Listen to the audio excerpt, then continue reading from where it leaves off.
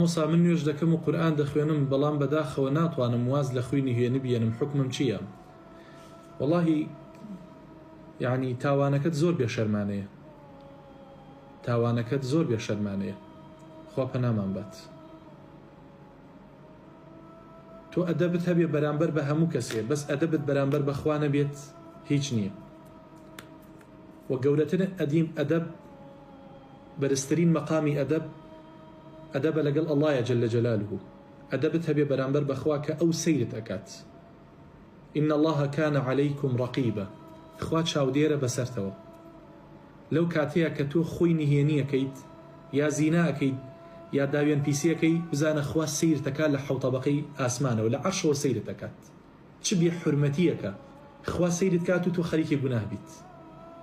چ بێ حورمەتیەکە خوا سەیرت کات تۆ کارێکی ئەوە نەقێزەون ئەنجام دەیت.